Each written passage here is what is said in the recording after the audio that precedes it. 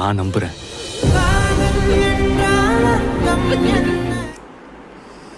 நானே எவ்வளோ ஃபீல் பண்ணணும்னு பார்க்குறேன், ஆனால் சிரிப்பு தான் வருது.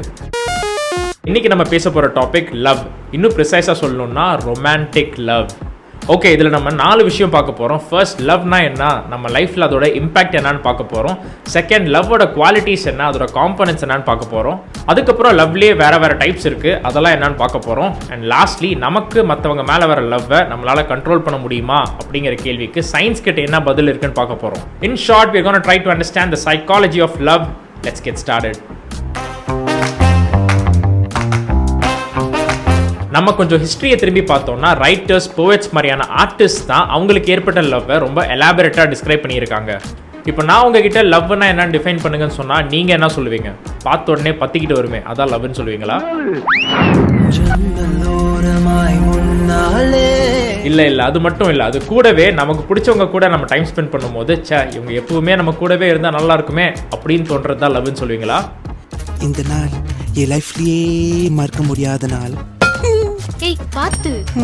ஓகே, ஜோக்ஸ் அப்பார்ட், ஆப்ஜெக்டிவாக நம்ம ஒரு டிஸ்கிரிப்ஷன் கொடுக்குறோம்னா love is a very powerful complex emotional experience.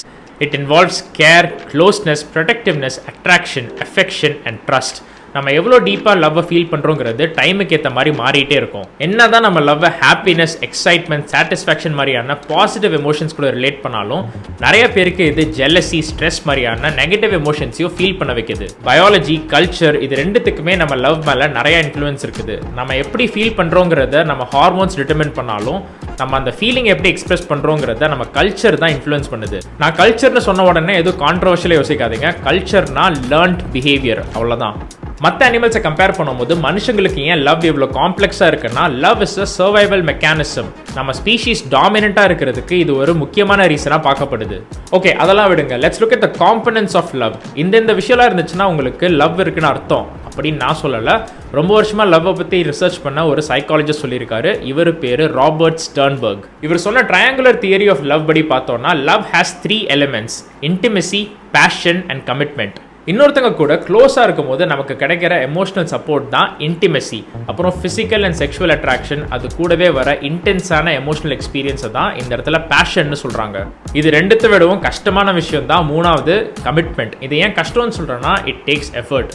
இன்னொருத்தங்க கூட லாங் டேர்மாக இன்வால்வ் ஆக போறீங்கன்னு டிசைட் பண்ணி அந்த லவ்வை மெயின்டைன் பண்ணுறது கஷ்டமான காரியம் தான், especially if you have a few options. அதான் நம்ம ரொம்ப சந்தோஷமாக இருக்கும் போது யாருக்கிட்டையும் நம்ம எந்த ப்ராமிஸையும் பண்ணக்கூடாதுன்னு சொல்லுவாங்க. ஐ லவ் டி. என்ன லவ்டி? லவ்டி இல்லைண்ணா, லவ் டி. சரி, லவ்வோட காம்பனன்ட்ஸ்னா என்னன்னு பார்த்தாச்சு. இது மூணுத்தையும் சேர்த்து வச்சு பார்த்தோம்னா there are 7 types of love. இதெல்லாம் என்னன்னு பார்க்கலாம் வாங்க. Number 1, liking. இதில் உங்களுக்கு எமோஷனல் இன்டிமெசி இருக்கும், but there is no physical passion or commitment. ஃப்ரெண்ட்ஷிப்ஸ்லாம் மோஸ்ட்டாக இந்த கேட்டகரியில் தான் வரும். என்னோட ஃப்ரெண்ட்ஸ் யாராவது பார்த்துட்டு இருந்தீங்கன்னா கேட்டுக்கோங்கடா. Number 2, infatuation. இன்ஃபேச்சுவேஷனுக்கு பேஷன் தான் key component. If you are somehow attracted to a person ஆனால் எமோஷனல் இன்டிமெசியும் இல்லை, கமிட்மெண்ட்டும் இல்லைன்னா this is infatuation. Number 3, empty love.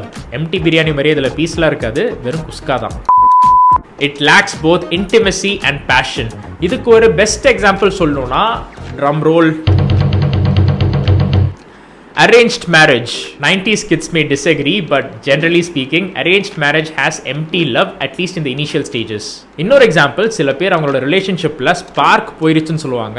சும்மா இருக்கணுன்றதுக்காக பேருக்கு ஒரு ரிலேஷன்ஷிப் இருந்துச்சுன்னா அது எம்டி லவ்.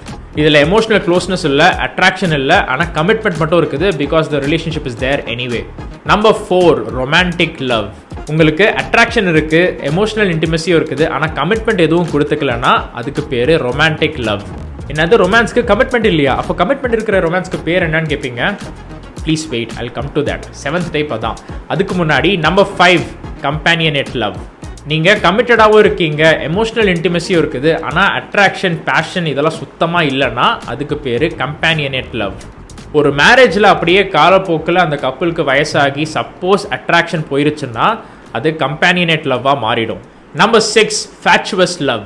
அட்ராக்ஷன் 100% இருக்குது, ஃபுல் பேஷன், ஆனால் ஒருத்தருக்கு ஒருத்தர் புரிஞ்சிக்க கொஞ்சம் கூட டைம் எடுத்துக்காமையே அவசரப்பட்டு நீங்கள் என்கேஜ்மெண்ட்டோ கல்யாணமோ பண்ணிட்டீங்கன்னா அதுக்கு பேர் ஃபேச்சுவஸ் லவ். நான் குமார் அவசரப்பட்டிய இது ஒர்க் அவுட் ஆக சான்ஸ் கம்மி தான். Number 7, consummate love. நம்ம எல்லாருக்குமே லைஃப்பில் இது இருந்தால் நல்லா இருக்கும்னு தோணும். அதான் நான் சொன்ன மாதிரி கமிட்மெண்ட் உள்ள ரொமான்ஸ். இதுக்கு இன்டிமெசி, பேஷன், கமிட்மெண்ட்னு லவ்வோட 3 காம்பனன்ட்ஸ்மே ஒரு பர்ஃபெக்ட் காம்பினேஷனில் இருக்கும். Maybe that's why we want it so badly. ஒரு நல்ல மேரேஜ் இல்லை ஒரு நல்ல லாங் டேர்ம் ரிலேஷன்ஷிப்பில் இந்த 3 காம்பனன்ட்ஸுமே ஒரு காம்பினேஷனில் பேலன்ஸ்டாக இருந்துச்சுன்னா அதான் கன்சூமேட் லவ். டைமுக்கு ஏற்ற மாதிரி ஒரு டைப் ஆஃப் லவ் இன்னொரு டைப்பாக மாறிக்கிட்டே இருக்கும். Because people change all the time. Which brings me to the last part of the video. உங்களுக்கு யாரையாச்சும் ரொம்ப பிடிச்சிருக்கு, ஆனால் அவங்க சைட்லேருந்து ஃபீலிங்ஸ் ரெசிப்ரோகேட் ஆகலைன்னா நம்மளால் எதுவுமே பண்ண முடியாது. கரெக்டாக அவங்க சைட்லேருந்து எந்த ஃபீலிங்ஸுமே வரலன்னா நம்ம அவங்களை கெஞ்சி பார்த்தோ மிரட்டி பார்த்தோ ஃபோர்ஸ் பண்ண முடியாது. அப்படி ஃபோர்ஸ் பண்ணுறதுனால அவங்களுக்கு ஃபீலிங்ஸ் வரப்போகிறது கிடையாது. நீங்கள் இந்த சுச்சுவேஷனில் இருந்தீங்கன்னா the most sensible thing you can do is control your feelings. உங்கள் ஃபீலிங்ஸை கண்ட்ரோல் பண்ணிக்கோங்கன்னு எல்லாருமே சொல்லியிருக்காங்க. ஆனால் அந்த ஃபீலிங்ஸை எப்படி கண்ட்ரோல் பண்ணுறதுன்னு யாருமே சொன்னதில்லை. So to help you control your feelings, சைக்காலஜியை பேஸ் பண்ணி 2 டிப்ஸை நான் உங்களுக்கு ப்ரீஃபாக கொடுக்குறேன். ஃபர்ஸ்ட் ஒன், இது எல்லாருக்குமே தெரிஞ்சிருக்கும், டிஸ்ட்ராக்ஷன். உங்களுக்கு எப்போல்லாம் அந்த ஃபீலிங்ஸ் இன்டென்ஸாக இருக்குதோ அப்போல்லாம் வேற ஒரு ஆக்டிவிட்டியை பண்ணி உங்களை நீங்களே டிஸ்ட்ராக்ட் பண்ணிக்கலாம். சப்போஸ் அந்த ஆக்டிவிட்டி ஃபிசிக்கல் ஆக்டிவிட்டியாக இருந்துச்சுன்னா நீங்கள் டிஸ்ட்ராக்ட் ஆகிறது இன்னும் ஈஸியாக இருக்கும். Okay, tip number 2, cognitive ரீஅப்ரேசல்.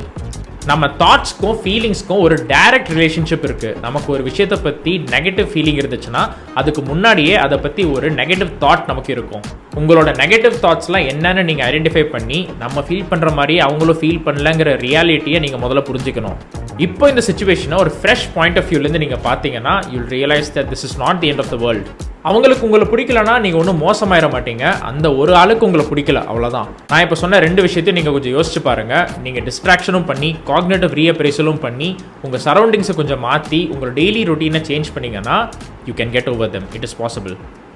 இந்த இடத்துல நான் உங்களுக்கு ஒரு தத்துவம் சொல்லணும்னு ஆசைப்படுறேன், கேட்டுக்கோங்க. Love is like a fart. You hurt me right. Love is like a fart. If you force it, it is usually Sorry, couldn't help it. இந்த வீடியோ உங்களுக்கு பிடிச்சிருந்துச்சுன்னா எனக்கு ஒரு லைக் போடுங்க. சைக்காலஜியில் உங்களுக்கு இன்ட்ரெஸ்ட் இருந்துச்சுன்னா பேட் பிஹேவியருங்கிற என்னோட சேனலுக்கு நீங்கள் சப்ஸ்கிரைப் பண்ணுங்கள். பாய்.